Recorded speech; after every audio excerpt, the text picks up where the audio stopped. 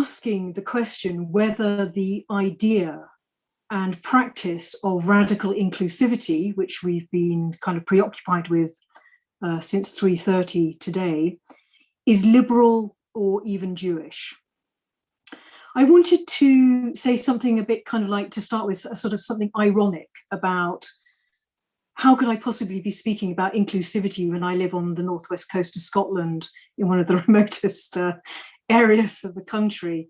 There just seems, but I couldn't finish the sentence, so I'm hoping at the end of the session I'll have thought of something suitable to say, but maybe somebody else will be able to finish that sentence for me. But there you go. So anyway, look, just before I start, I mean, I kind of started, but just before I really start, I just want to say that this session is going to be about 30 to 35 minutes long. I mean, that's me speaking for about 30, 35 minutes. And if you miss any of the references that I make during this talk, then you could go to my website, which is blackshed.wordpress.com. And there you'll find a tab for courses, and you can click on that and you'll find Liberal Judaism Biennial 2021. And it just might be quite kind of like helpful for people if I kind of like skate over things too quickly. Right, this is the third chance to get started. I'm really starting now. I think it's without question probably that radical inclusivity is a good thing. Well, it probably is a good thing. But what seems like a kind of rather straightforward solution to long-standing histories of exclusion may in fact turn out to be, I think, rather more complicated than we had initially thought. And I certainly can't do justice to that complexity tonight. So I'm kind of reluctantly restricting myself to looking at, well, one, possibly two, and if I push it, you know, maybe three political, philosophical, and occasionally theological strands of thinking, and how they impact on the idea and practice of radical inclusivity. For those who embrace this concept of radical inclusivity, especially I think within progressive Judaism, is a concept and policy that points towards generous community, open and welcoming to all. And any denial of this seems to undermine the fundamental Jewish value of hospitality, which I'm somewhat equating tonight with inclusivity. For others, however, this concept of radical inclusivity is ideological, and it's been brought into Judaism and will ultimately undermine Judaism across the denominations, because by accommodating different people with different lifestyles and different thinking, you ultimately undermine a set of specific values that have been considered fixed up until now. So in the time that we've got, I'd like to think about some of the issues that come up when we look a little bit more closely at radical inclusivity in the Jewish community. I want to ask specifically, and not to beat around the bush, whether there are aspects of radical inclusivity that clash with or actually counter elements of progressive Jewish thinking. So in a nutshell, what I'm actually trying to kind of propose here is, are there elements within radical inclusivity that are antithetical to long-standing Jewish values and teaching? So, for example, does radical inclusivity encourage an impossible ethics? Does it encourage homogeneity, sameness? Or does it perhaps encourage unhelpful utopic thinking? And crucially, does radical inclusivity stumble when it comes to addressing the systemic social and economic inequality of the excluded by focusing on recognition of diverse identities as its primary concern. Now, of course, I've set up the questions, but having said that, I'll also be looking at how radical inclusivity is an extension of some of the most inspiring teaching, as we've heard already tonight, that comes from within Judaism and, of course, from its textual traditions. So it's reasonably, but not entirely uncontentious to say that a model of hospitality or inclusivity has been made in numerous Torah texts and in the Talmudic interpretations of such teachings as love thy neighbor, care for the stranger. In Judaism, as we know, showing hospitality, haknasat orkim, the bringing in of strangers or making people feel welcome, is a mitzvah. Although, of course, there have been many challenges to this generosity being extended to specific groups, women, LGBTQI, those who identify as secular or of mixed faith, patrilineal, Black, etc. The list just goes on.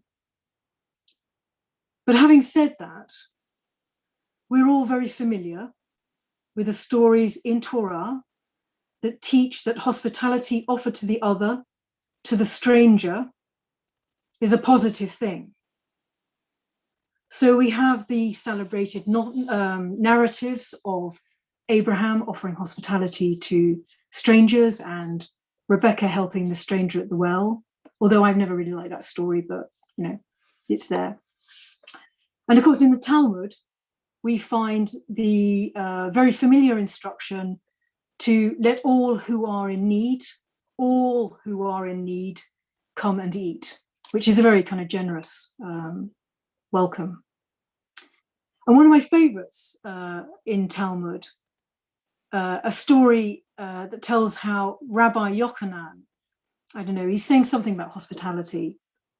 And Rabbi Yehuda says that actually welcoming wayfarers is greater than welcoming the Shekhinah. I'm not sure I like that, but I think it's got, well, it's got something to do with, I like the idea that somehow welcoming the stranger, the person who's journeying or traveling or whatever, should be more welcome than the indwelling presence of God. But I've always been a bit, I don't know, I feel a bit kind of odd about the Shekhinah, but we won't go into that now. But I think that's why I quite like this. So anyway, it's not much of a stretch to say that hospitality and including people is a long-standing tradition within Judaism, and one that continues today with heaps of amazing projects focused on doing exactly that. And liberal Judaism, particularly, has often led the way with its own record of active welcome and inclusion. And perhaps one of the least known, but well known to those who knew her, rabbis who struggled to articulate and put into practice new forms of inclusivity within progressive Judaism and within the community, was, of course, Rabbi Sheila Schulman, radical lesbian feminist and founder of the synagogue Bet Klal Israel in Notting Hill Gate. Well, it was then, it's moved, it's in central London now. There's such a lot to be said about Sheila and her theological, intellectual and political pursuit of inclusivity. But if you read her book, Watching for the Morning, Selected Sermons, you'll get a better idea of some of the struggles that come with creating an inclusive community. And crucially, this isn't the creation of an inclusive community. Yay, there we go, Charlie's got Sheila's book. This isn't a passive including of people. This was a community set up by people who had, or who were feeling excluded. So there was quite a lot of agency in the setting up of Bet Klal Israel. So BKY, Bet Klal Israel, the shul that Sheila set up, the house of all Israel. this should have been a kind of straightforward, I think, community insofar as inclusivity was concerned, but it wasn't. It struggled with questions of who to include as well as who to exclude, and also whether liberal inclusivity was the same as radical inclusivity. So BKY, in some respects, because of Sheila's political and her kind of quite radical theology, was always, whatever happened in the community was always going to be a site of transgressive resistance to hegemonic conformity. So whatever, the authorities were saying, BKY was always going to be a synagogue that kind of tested the limits of authority. But by being part of a progressive Jewish movement, which is what BKY was, initially it was part of the Reform movement, and then it became part of the liberal Jewish community, it kind of unwittingly offered itself over to subtle and often not so subtle forms of control around such things as Jewish status issues and all the rights and practices that were connected with that, and the role of men in a community founded by radical feminists wasn't always clear. And of course, how are straight Jews going to kind of be welcomed or fit into a community that was founded by radical lesbian feminists? All these issues are interesting and challenging. But as a community, BKY, we worked with a model of what might be called, I think, liberal inclusivity. So it's not hugely ideological, but it enabled us at BKY to modify membership in ways that expanded possibilities of welcome to those who didn't strictly fit in with normative definitions of who was Jewish and who wasn't, which was, of course, a really positive place to be. But it was reformist. Its agenda was reformist. Its agenda was not radical. So what we probably should have done was to add the modifier radical to BKY's inclusivity policies and practices, so that rather than just adjusting the walls erected around the community and within the community, we could do something closer to the motto of the Biennial and break some walls down. Now, what's really interesting is that although BKY, 10, 20 years ago was fretting over whether it was liberally inclusive or whether it was radically inclusive, today, if you look around most liberal organizations, most liberal progressive faith organizations, you don't see struggle. You don't see the struggle to try and work out whether they're being liberal or whether they're being radical. And I think that this is because, well, I don't know why it is, but basically most liberal faith organizations now describe themselves as radically inclusive. And you don't have to look very far to see an abundance of rather generic statements about what that involves. So for example, and it's actually one that I really like, a description that's been handed out or given out by the new project, new synagogue project for Washington, states that they are a community that is spiritually vibrant, radically inclusive, and reflects a vision of the world which reflects justice, equity, and liberation. And then it says, be part of it. And our community, they go on to say, includes religious, secular, and atheist Jews, families and kids, partnered and single people, queer and trans people, disabled and chronically ill people, deaf and hard of hearing folks, interfaith families, Jews of color, white Jews, and anyone interested in experiencing Jewish life. So I guess here, just a little kind of caveat. I mean, obviously that's a fantastic, glorious kind of welcome for people, but just a little kind of interesting caveat here is that the term queer is used, and we've heard that term used a lot so far tonight. But you don't hear or see in this statement specifically lesbian and gay.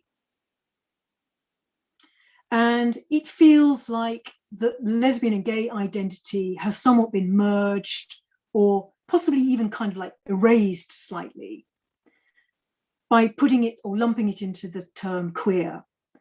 And I think that this is problematic for some of the kind of thinking around radical inclusivity. Anyway, of course, whether or not organizations are actually radically inclusive or whether they're just extending the liberal reformist inclusivity agenda is a really interesting question. And certainly looking around today, the inclusivity mantra can be heard worryingly, I suppose, from within corporate offices, banks, businesses, to non-profit organizations, and absolutely everything in between. It is the zeitgeist. You know, every organization is describing itself as, if not radically inclusive, then certainly inclusive. And I think that there are some really serious questions that need to be asked about what is going on when quite conservative organizations decide that the adoption of radical inclusivity is going to be of some benefit to them. So I've cast a small amount of doubt here then on the requisitioning of radical credentials by not so radical groups. There's no denying, however, that change has been underway for some years now. And certainly within liberal Judaism, there are radical strands of thinking and action that reflect the broader changes happening within the worldview of progressive Judaism itself, which is seeing a movement from modern liberalism towards something more postmodern, post-liberal. And perhaps in tandem with this, the evolution of what is being described as post-Jewish Judaism. Unsurprisingly then, the theology, well, the theology that we don't really do, but our theology, is now more post-theistic, or certainly more post-monotheistic than it's ever been before. So I would recommend, if somebody wants to read a little bit more about this, Shalmar Gid's book that's got the title American Post-Judaism, which looks at these issues and the developing post-liberal opposition to modern liberal Jewish traditions, laws, status issues, and theologies. So in short, there seems to be a growing popularity for new forms of antinomianism, which means basically that there's a growing popularity for throwing out tradition and laws maybe that have been constructed around modern Judaism. Paradoxically, of course, this, I like this. I mean, this is part of my kind of like anxiety about radical inclusivity. So paradoxically, this rejection of tradition, modern traditions that have been created within movements like liberal Judaism, in a sense are becoming or have their own laws, which is interesting for all sorts of reasons, but crucially because it's ushering in a rearrangement and replacement of modern liberal Jewish theology and ethics with something else, a bit more fluid, a bit more non-binary, more immanent, embodied, and with an array of theologies that lean way more towards monist, cosmotheist, pantheist, all of which suggest to varying degrees that everything is inextricably intertwined and that the division and difference is fundamentally illusory. That the universe and everything in it is composed of one kind of stuff. Us, the cosmos, and God are all sort of the same thing. Now, it doesn't take much imagination to see how monism or oneism sits more comfortably with a non-binary, radically inclusive thinking and theologies. Maybe they're right. Maybe cosmotheism and monotheism, pantheism is the way to go. I don't claim to have any knowledge of such things. Although, and there's a caveat coming up here as well, I am wary of some monist metaphysical thinking and how this thinking has in the past been translated negatively into politics, with horrible consequences for the Jewish community and other minorities. Now, this is why this experience of trying to create a kind of oneism has been often critiqued within Judaism and certainly by modern Jewish thinkers. We have a long history of questioning one stuff, one people philosophies, and questioning and deconstructing the unconditional universal beliefs and statements, especially those that have utopic overtones that accompany them. Now, there's a really interesting book that I can again just recommend if you want to kind of have a look at how Jewish thinkers have dealt with utopic thought. I would suggest looking at Russell Jacoby's book called Picture Imperfect: Utopian Thought for an Anti-Utopian Age. It's really interesting. Now, this is where it really gets tricky for exponents of radical inclusivity.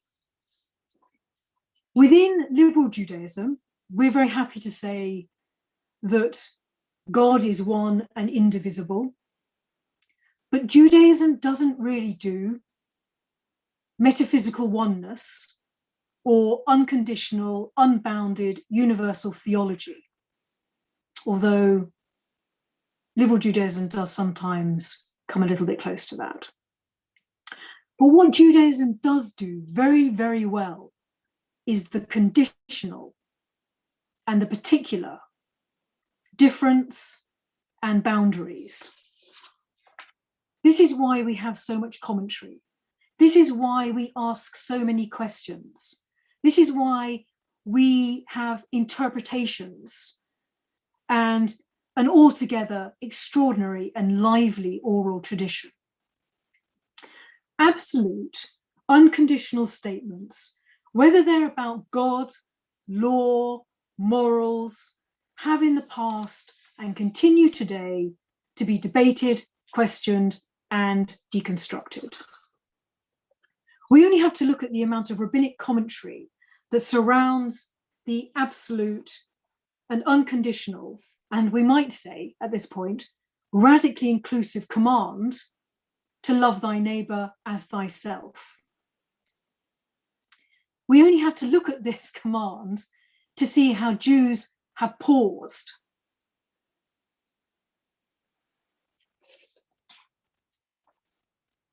We can see with Rabbi Hillel's commentary on this statement in Leviticus, to love thy neighbor, where Hillel does not choose to use the Torah's original phrase to explain the essence of Judaism. He does not say, love thy neighbor as thyself. Rather, he states, do not harm the neighbor. And this is because, possibly, maybe, perhaps, because Nachmanides suggested that loving your neighbor as yourself is an exaggerated expectation. It's not practical. So as a consequence, the absolute statement to love thy neighbor as thyself is modified within Judaism and made, I think, more doable by stating that not harming others is probably a little bit more realistic than trying to love them.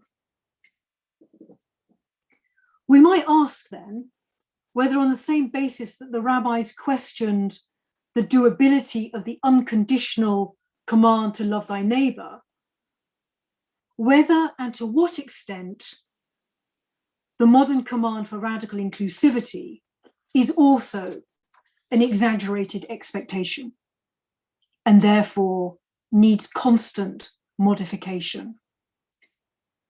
Well, two modern, or really actually not modern, but they kind of cross the threshold of modern and postmodern Jewish thinkers who spent a lot of time discussing this were Emmanuel Levinas and Jacques Derrida. Both wrote extensively on how the stranger and also the neighbor should be treated and what sort of hospitality or inclusivity should be extended to them. Both of them began their approach to hospitality or inclusivity with a suggestion that true hospitality or inclusivity is an absolute. The basic idea being that true hospitality or inclusivity, to be hospitable, has to be unconditional. So, for example, if you really want to welcome the stranger, then don't ask them where they've come from or for what they, for what purpose they've arrived or for how long they're going to stay. True hospitality or inclusivity is not about contracts or exchanges then. It's about a radical exposure to the stranger. It's a welcome without a why. But it's also risky and not massively Jewish. Such hyperbolic politics or theology ask or demand from us a leap of faith in the stranger, who is an unknowable and unpredictable other.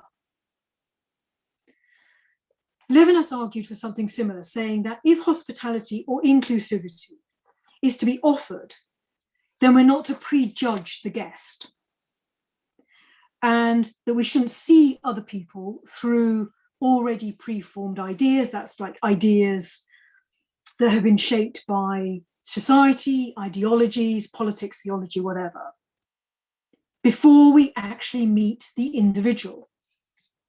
So crucially, what Levinas is saying is that the stranger or the guest is more than our idea of them. Now, clearly this seems right. But as we've seen with the latest news, but not actually new news, about the kind of endemic problem of male violence and police violence, for some communities, some vulnerable communities, sometimes it's safer to hold on to some of those assumptions, even though they may be preformed. And this is why many thinkers have observed that the stranger and indeed the neighbor are fundamentally and deeply paradoxical and problematic figures. The philosopher Slavoj Žižek, who a lot of people enjoy listening to, goes as far as to say and to question the very idea that we should be neighborly. It sounds kind of weird, but this is what he says. Or inclusive, because we can never know who the neighbor actually or really is. So for Žižek, the relationship with the neighbor signifies an uncanny and potentially violent encounter. Neighbors, as well as strangers, he observes, can be murderous. Now, this critique of hospitality is somewhat derived and supported by the psychoanalytic work of Sigmund Freud and later Jacques Lacan. Freud's concept of the Nebenmensch, the neighbor, the fellow human being, is particularly intriguing because Freud describes how this figure, the Nebenmensch, the neighbor, is positioned at the impossible intersection of family and society, or on the intersection of what is known, the family, and what is unknown, society. And what is intimate then, but also alien, unnerving and strange, and potentially dangerous. So Zizek turns Levinas's argument on its head. He sees in the neighbor or the stranger not someone who should command hospitality from us and that we should give without hesitation, but rather an unfathomable abyss of radical otherness. And it's this that makes the neighbor stranger such an impossible and unsettling figure. The neighbor stranger's presence poses the fundamental question of whether we can ever know another human being. The neighbor stranger is someone then who creates two opposed movements of feeling in us simultaneously. On the one hand, the neighbor's need constitutes an ethical demand from us to respond and to be hospitable, to include them. And on the other hand, the neighbor's otherness constitutes the realization that we cannot know or possibly even like or trust them enough to be hospitable towards them. The neighbor stranger who needs our hospitality then can be a problematic figure in the sense that they pose existential and ethical questions about the very possibility of human interconnection. Now, despite this hesitation or reservation of some sort about recognition and inclusion of others, I do think it's still beholden on us. It's still, in a sense, demanded from us that we act justly in the world. For liberal Jews, acting justly is a core teaching of which an ethics of hospitality or inclusivity plays a crucial part. But there could be an issue here, another issue, and it's about our changing context. The world has changed, and liberal Judaism now straddles two worldviews, one modern and the other postmodern, one liberal and the other post-liberal. And the consequences of this is that some strands within progressive Judaism are placing more and more emphasis on the post-liberal preoccupation with identity and recognition of difference, as opposed to, but not necessarily in opposition to, social justice policies and practices. So the next question then might be, to what extent does post-liberal Jewish inclusivity reflect liberal Jewish social justice policy and practice? So the first speaks primarily of the fundamental right to be recognized or seen or heard. And the second speaks more of upholding rights, equalities, and the redistribution of resources.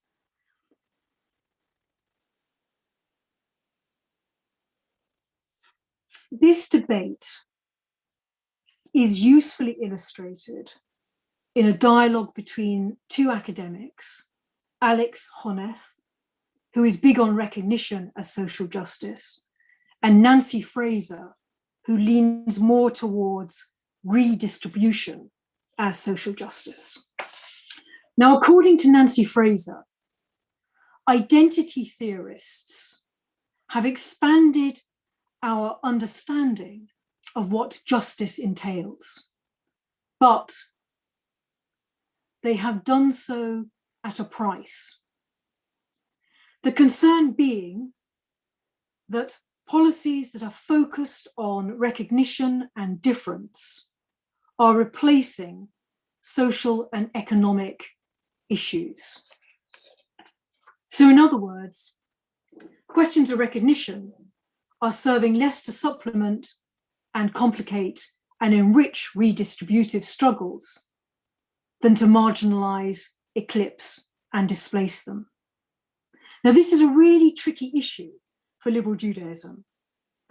And I guess we need to work out whether we think radical inclusivity, with its post-liberal recognition politics and theologies, somehow negates or overshadows the prophetic redistributive politics and theology that LJ has historically pursued. By highlighting the potential problem that the popularity for recognition rights might have on the pursuit of social justice, it seems obvious to me that liberal Judaism, as a community that embraces inclusivity, should also be a community that thinks critically about recognition, difference, and inclusion, in order that we be coherently combined and these issues be combined with a political theology of redistributive social and economic justice. Our assumption should be that justice today requires both redistribution and recognition. And it seems entirely right that LJ articulates what that relationship between the two of them should be. Having said that, though, we can be sure that if we have that discussion, that we're not going to agree on all the issues. But that's okay. Disagreement is good, contrary to current opinion. And this brings me on to my next point, and closer to the conclusion. If liberal Judaism is a community that encourages inclusivity, then it should also embrace and make a virtue out of the dialogical. That is, one voice cannot be allowed to dominate liberal Judaism. We need two voices or more voices. And we also need what's being described as agonism. We need struggle. We need to really grapple with these issues because they are contentious.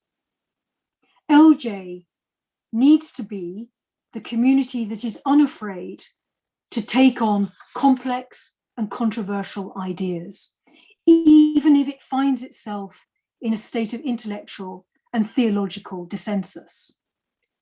So rather than aiming for the rather impossible utopic space of radical inclusivity, LJ might want to understand itself more in terms of being what Foucault described as a heterotopic space. A place, yes, that brings different people and ideas together, but which also accommodates unsettled and unresolved struggles for all the best reasons. Liberal Jewish communities then are not places of synthesis where minds meet in agreement, but communities of lively and free disputation, of lively and free argument. This is important, and I think it's really Jewish, because we've understood, in our literature at least, that not only is consensus unrealizable, but that the attempt to realize it has ended often in tyranny. So my concern then might be that radical and radically inclusive communities have a tendency to be inclusive of those who agree with their ethos and with the various progressive paradigms that they teach. And as a consequence, they have the potential to marginalize dissent and undermine the constitutive role of disagreement. So in addition to being dialogical and agonistic, Jewish communities also need to steer clear of what the philosopher Judith describes as, and I love this, degenerating into unimpeachable virtue. I think degenerating into unimpeachable virtue is a problem that liberal communities and progressive communities have. Because we then judge people on their failure to reach the vaulted heights of liberal conscience. Liberals, progressives, and radicals, Judith suggested, must, rather than intone ineffectual pieties, maintain a condition of earnest perplexity, of skepticism towards what appears virtuous, but can become oppressive. The work of liberal Judaism is then a kind of negative one as well as a positive one. The work of liberal Judaism, I believe, is to warn of the possible consequences of not holding our own progressive hegemony, of which radical inclusivity plays a part, to account.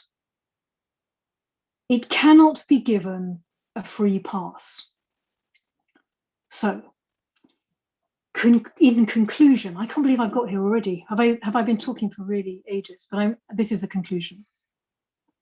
Liberal Judaism's version of radical inclusivity must not mistake itself for creating unity or for manufacturing homogeneity of opinion or of pressing people into an impossible ethics, no matter how progressive it sounds.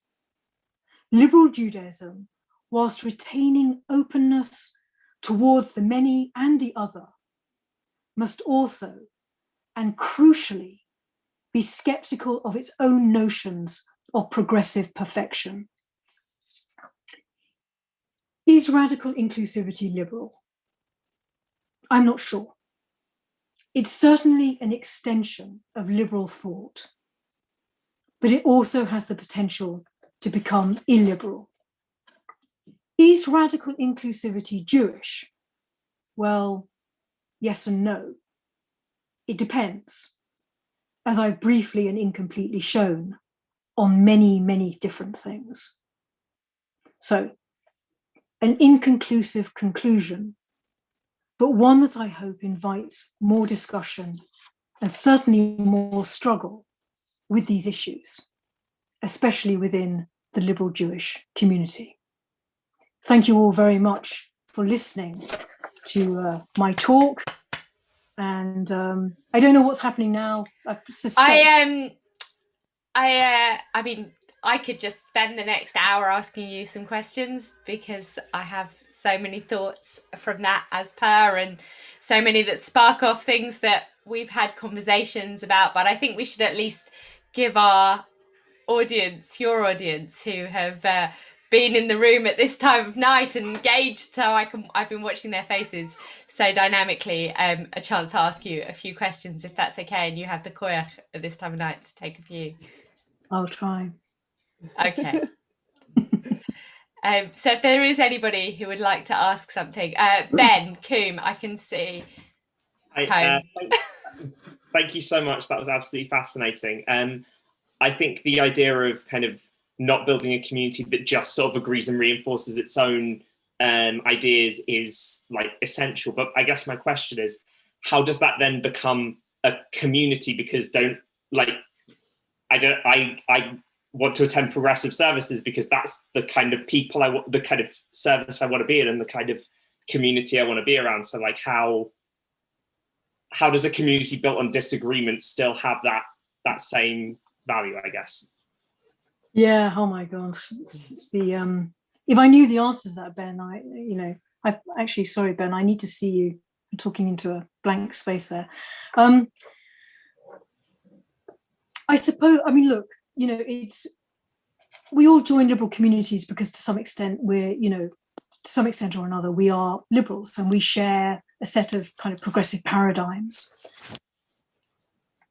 I think that inclusive communities, in addition to kind of struggling with how can we kind of include people that are like us, we also struggle with the question of, well, who should we exclude? Which is an equally kind of like important question. And I really don't have the answer. I suppose I simply, I'm suggesting that we be cautious about arriving at a synthesis of what we think a progressive community is. And that I want to keep the question open. And disagreement is, I think at the moment in society, being somewhat quashed. And I would really like to see liberal Judaism being an organization that kind of counters that move. Is that the ethic that binds us? The ability to be able to hold in that space the disagreement? Is that the community? Potentially, I think it is. I mean, I think the Jewish community is perhaps unusual in its embracing of disagreement. I'm not sure that many other communities kind of think that that's necessarily a good way to build community, but somehow we've done it for 2,000, 3,000 years, and we're still here. So I guess it's it's a reasonably good track to follow. Whether it's essential plinth for liberal Judaism to build something on, I don't know. But I suppose I'm wary that disagreement is kind of being pushed to one side. And what we can do perhaps is show how disagreement can be done sympathetically, I mean, everybody's been talking more than sympathetically, in compassionately. And compassionately, yeah, maybe. Although there's some people that, I mean, I suppose I should say that as a rabbi. Being compassionate is kind of like essential. But you know what? There are some people who, I mean, this is the thing. When I was younger, I embraced kind of left-wing politics. Well, my family were left-wing and I embraced left-wing politics. And we kind of knew the people that we didn't like. And we weren't particularly compassionate towards them because they held a set of beliefs and thinking and did things that were dangerous. And so I'm not sure that I'd be compassionate towards everybody that wanted me to listen those to them. that are within the community. Uh-huh. Anyway, we've got too many questions for me to dominate. No. I want to come to John. John's had his hand up for a while. Who's John? Is that John? Yes, John, who comes to every session that you are. John, don't ask me anything too difficult. I've been drinking whiskey. Okay. I did warn them. I'm sure this won't be too difficult for you, but thank you very much for your amazing presentation. I'm not quite clear on the difference, the distinction you're making between radical and liberal inclusivity. And if it is that the liberal inclusivity is a kind of graduated, we decide who we let in at the time of our choosing, and the radical one is where we are completely open to allowing people into this space of discussion you're describing. So 2 points about that. One is, how do we deal with, how can we actually tolerate the intolerant when we bring people to our tent who are actually intolerant of people, whether inside or outside of the tent? How do we deal with that? And then the other thing is about actually finding a way to move forward in amongst that disagreement. I was thinking about this expression, the Talmud, of these and these are the words of the living God. And then I looked at it again and I remembered that afterwards it says, but the halakha is with Hillel. So at the end, you can have this disagreement, but you have to have some kind of decision procedure. Right. It can't necessarily come from the heavenly voice as to how you move forward when you do have that disagreement. Yeah. Well, I don't know, John. I don't know how you move forward. This reminds me of when I had to defend my PhD. Like, I kept being asked really, really long questions, and I couldn't remember what the question was at the beginning of it. But I think, yeah, I mean, for me, kind of like liberal inclusivity is something that, in a sense, like kind of naturally grows out of kind of Jewish hospitality. And we've extended, obviously, the kind of the meaning of that in our kind of current context. Radical inclusivity, as I said, I don't really know. It could be an extension, yet again, another step in the kind of Jewish inclusivity policies and practices. But my feeling is that there's also something that's coming from outside of the Jewish community into the Jewish community with concepts of radical inclusivity. And I mean, look, I've done absolutely zero research on this, but kind of like my guts kind of tell me something about that a lot of radical inclusivity and inclusivity thought has come from the church. And to me, in a way, Christian ethics, the Christian hospitality, is that sort of it's the extra step that I think Judaism goes, whoa, hang on a moment, that's actually not really very doable. And I think we're really good at not making too many unrealizable and kind of utopic statements about what we can actually do. And not harming people is actually, it's kind of like negative compared to loving people. But I actually think not harming people is, a good basis on which to start. So we've got all of 7 minutes. Oh no, Charlie, your voice just kind of keeps, I can't even see your voice. And I'm kabooming out of, I'm like your conscience. No so we've got 3 questions. We've got one from, they're going to have to be because we've got 7 minutes. So we've got one from Ross, one from Ruth and one from Renee. So perhaps all 3 of you will ask your questions and somehow Judith will try and attempt to answer the 3 of them and sum up all in 7 minutes, like the Wunderkind she is. So Ross. Okay, I'll be quick. My brain's probably not quite working because it's quite late now. So you've got this liberal view and this post-liberal Jewish inclusivity. And I like to think I'm radical and inclusive. And if we say not harming others is a value, why do I kind of somehow feel a little bit worried about post-liberal Jewish thought? As to me, I feel like I might be excluded because I don't hold those same radical values. And I'm kind of in the middle. Hold it. Ruth? Ruth, are you there? I am sort of in body at least. I saw you pouring the coffee. Yeah, well, yeah. I sort of almost understand, I think, possibly, maybe. This degenerating into unimpeachable virtuosity, I really like that expression. Because it's not, do you think it's, or maybe I'm making it doesn't seem very inclusive, because you do end up with a very hard line of some harsh judgments made, which you might not be right about. You might not have been right in what you thought of as which was the virtuosity, right. And then you exclude people who actually should be included, and then we've lost the radical inclusivity, have we? Oh boy, that's brilliant. It's like a kind of, I really wish I hadn't given this talk now, because it's like a kind of Alice in Wonderland rabbit hole. I can't actually remember, what I said 20 minutes ago, but Ruth, that was lovely. Really good.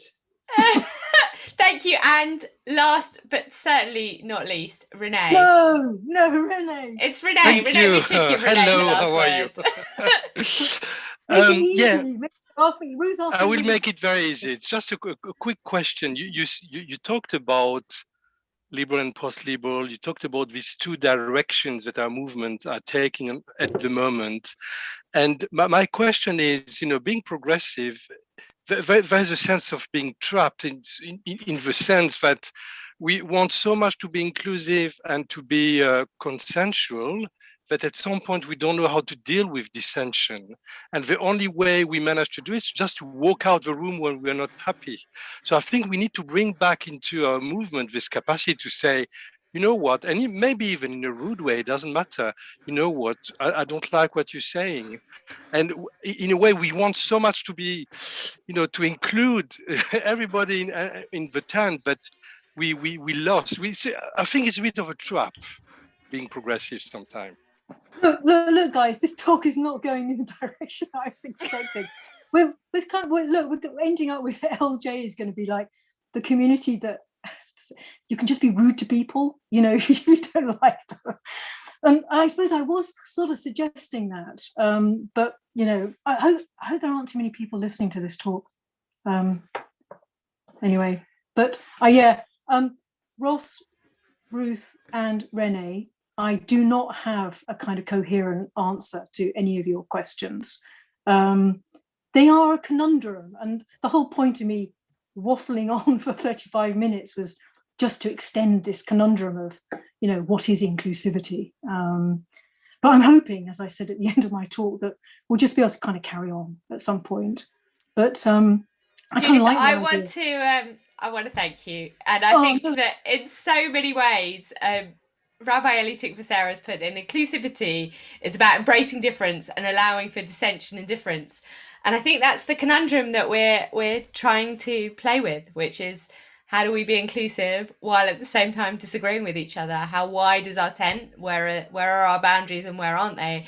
And I'm so thankful that you have given this part of the conference not only another area to wrestle with, but also stretched our brains and stretched our theology. And you have to come back now and talk to us about God. And what do we do with our theology from this point? I know. Look, I'm sorry, guys. I missed God out completely. I missed theology out of this talk. That's why we have you here.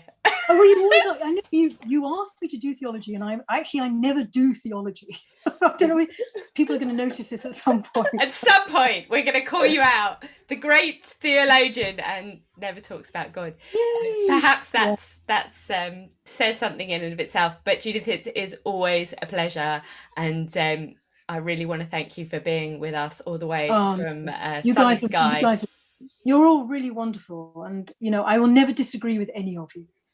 And John has called us all out for saying there was no theology. We know, John. It's only because it's Judith we can say that there wasn't. We know there was loads of theology. Otherwise, we wouldn't continue to be here in the room. Anyway, I want to invite back just to close up tonight and to close up the incredible program that has been Rabbi Leah Jordan. Tell us, please, what can we look forward to tomorrow? Hi, everybody. Well, I'm Judith, I just wanted to thank you as well. My head is still spinning. I tried to write notes, and then all I ended up writing was very large paradigmatic concepts like totalitarianism, illiberalism, and an inconclusive conclusion, discussion, and struggle. So I thank you so much. The fact is that I think I know why you are in a red glow, and it's because you come in as sort of Gandalf from the Isle of Skye to drop some wisdom on us. So thank you so much for coming. It's a pleasure. It's great to have you. So tomorrow, I wanted to run through some of the highlights of the program. The first is, and maybe Rabbi Charlie, you can help me with this, is at 9 a.m. and it is an anti-racism workshop with Charlotte Fisher from Jewish Justice Center, a community organizer, and Shay Akiwowo created together, the two of them, an anti-racism training specifically for Jewish communities, and they're piloting it, and their launch for us is the LJ launch of kind of looking at what they're doing. The important thing to emphasize about that is that you have to join this Zoom link, Charlie? You need to register. So if you're watching us, the people in the room, it's fine. But anybody who's watching us, but anybody else, if you register, and that's not on StreamYard, that's on the website through the Google form. Exactly. Thank you so much. And then there is Rabbi Elitik Vasera, who I think who's in the room. She's in this space. Here. Absolutely. He's going to be on the floor. And as I mentioned today in my opening words, it's a really special day or a very sad day, but a really special day and there we go. We can see Ellie. I've just spotlighted Ellie but it was Ellie's retirement day today, and so the fact that she's come back tomorrow to teach on Biennial, I hope is an indication that maybe retiring, but we will still be seeing you around a lot. Having your sleep first, but then around a lot. So Ellie will be with us tomorrow. So come and join Ellie. That's going to be wonderful. And that's at 10 with Rabbi Ellie. And then 11 to right before 12:30 is Shabbat morning services, which is going to be, if you haven't been there yet, it's amazing. It was incredible tonight. Yeah, it was incredible at Friday evening. And it'll be as incredible or more tomorrow, because we'll also have Torah reading from different communities and a lot of amazing music. I'm and sure. Ellie's back as well. Actually, Yeah. Rabbi Ellie Tikvasera is back tomorrow, so twice. So really not a retirement, because Rabbi Ellie Tikvasera and Rabbi Andrew Goldstein are going to be giving the sermon tomorrow. Amazing. And I'm looking forward to all of that. And then there are lunch and learns at 12:30, so that people actually either can get some food, sit in a session, make sure you eat. And we've got Rabbi Renee, who's here, doing Judaism and Western esotericism, which is fascinating to me. And then Sarah Alston doing inclusion in the classroom. What is it and why is it so important? Which I think will be great. I'm getting chased that actually we should let these good people go to bed. Yeah, I agree. So just remind them that most things are on StreamYard, so they're streamed. There are a few things in Zoom, including the lunch and learns, but particularly tomorrow night's programming, ELELS are running an incredible quiz, and you need to be in the room for that. You can't, it's not the same to be online, so register. And if you have enjoyed tonight, then please head over to our website before you go to bed. And remember that in order to continue delivering these programs for us, we need your donations. So join us tomorrow. And thank you so much for being with us. It has been, and for our speakers and participants, it really has been something very, very special. Shabbat shalom, everybody, and good night. See you